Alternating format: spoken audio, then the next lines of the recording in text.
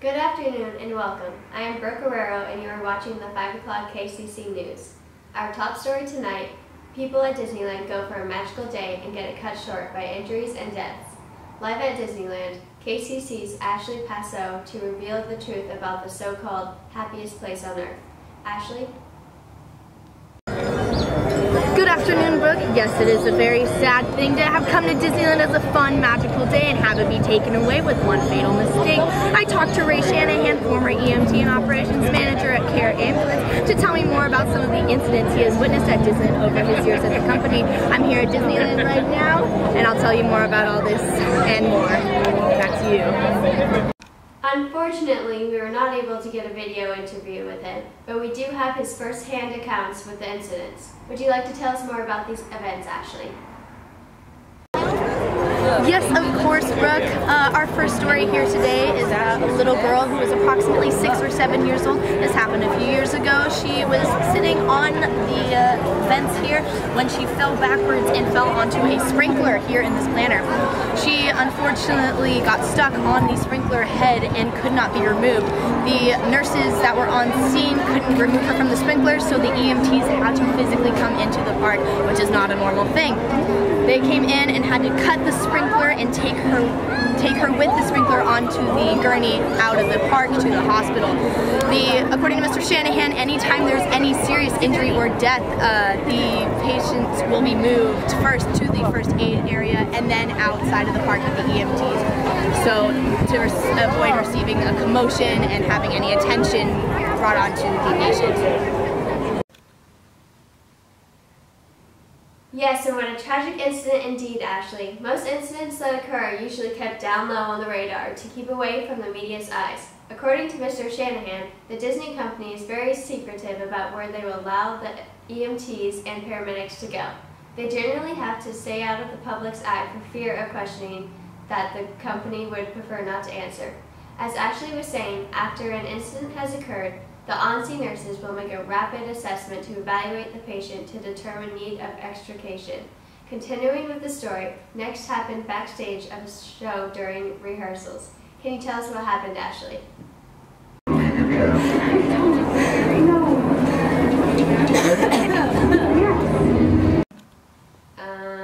Ashley, are you okay? Yes, of course, Brooke. I am totally fine. I didn't just run across from the other side of the park. I'm okay. Anyways, as you can see, there's a show going on right now.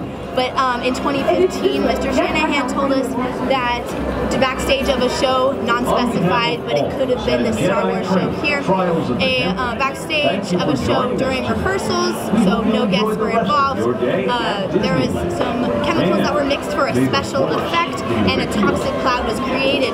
Unfortunately, the people that were involved were in respiratory distress and had to be transported to the hospital. There were 30 people involved, but luckily only 15 were involved that had to actually be transported.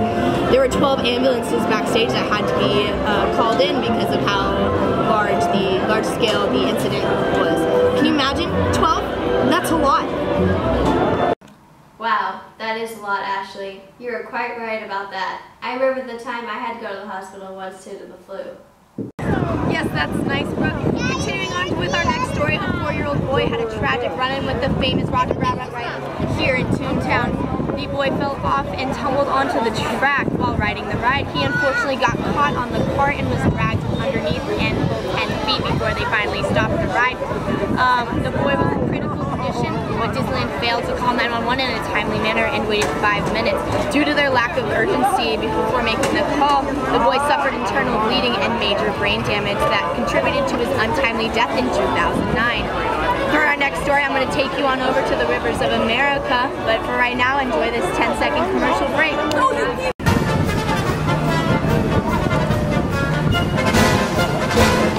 Do you want your kid to have a good time at Disneyland? Call Ashley for Ashley's babysitting services.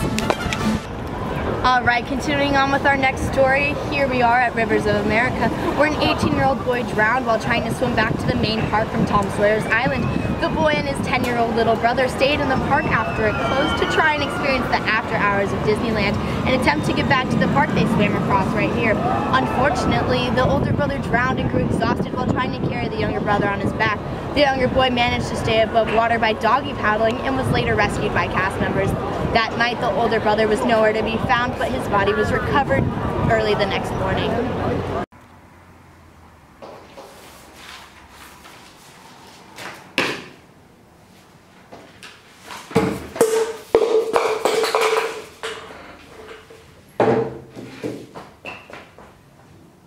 So, we're going to have Gordon Ramsay on air with us today for his Christmas ham tutorial. Oh, according to my supervisor, I have just been informed that we are not done with the story. This is so sad, Ashley. What a poor boy. I would hate for my child to die tragically that way in the so-called happiest place on earth. Oh wait, I don't have children. I can't relate. Back to you, Ashley. Anyways, next on the list comes from the other side of the tracks, and by the other side of the tracks, I mean across the way, and by across the way, I mean the beautiful California Adventure. I'm currently standing in front of the attraction California Screamin', where multiple people were injured on July 29th of 2005. On the ascent up the track, the roller coaster came to a stop. The brakes failed, and the car rolled forwards at the top of the hill until stopping when it hit the car in front of them at the bottom. The accident caused major whiplash and trauma to ridegoers in both cars, and 15 people went to the hospital that day, and Disney Company was sued by multiple people.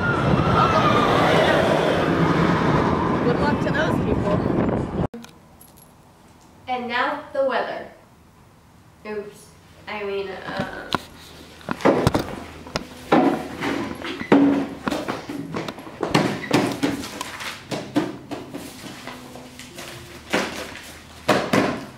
Due to unforeseen circumstances, Brooke is no longer with us. I am McKenna Webster, and I will be your news anchor for the remainder of this story. Ashley, please tell us what Mr. Shanahan discussed with you about the underground tunnels. Okay then, this here are the remains of what used to be the House of Blues. It was torn down after an explosion that occurred after it being too lit. I was unaware that that happened. Just kidding, they're building something else here. But the real reason we're here right now is because of an incident that happened a while back. My source says that the injury was not serious, but the ambulance went in tunnels that are all underneath Disneyland and Downtown Disney. They do this to avoid prying eyes. They had to wait backstage for the patient to be taken off, and then were able to take him to the hospital. Disneyland wants to keep the magic alive for their other visitors and prefers for the public to stay in the dark about their problems with it. That's all for me today. Back to you, McKenna. Thank you, Ashley, for your in-depth cover on the events at Disneyland. Apparently, they also prepare for major disasters and not just for little emergencies. For instance, last year they did an active shooter scenario and had volunteers to be victims in the shooting. The drills test the EMS response time and usefulness. Every year, the workers do a practice drill for all kinds of disasters, from active shooters to hazardous materials. For fear of terrorist attacks, Disneyland is also a no-fly zone. After the break, Dateline will come on with a story on the missing news anchor, Brooke Guerrero. This has been McKenna Webster for KCC News. See you next time.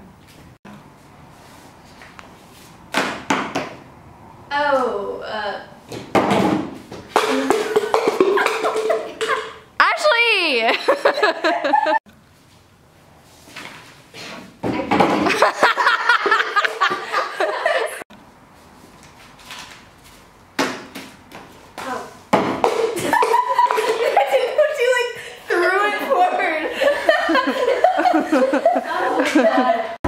On the ascent up the track, the roller coaster came to a stop, the brakes failed, and the car rolled forwards at the top of the hill until stopping when it hit the car in front of them at the bottom of the hill, causing major whiplash and trauma to the rides.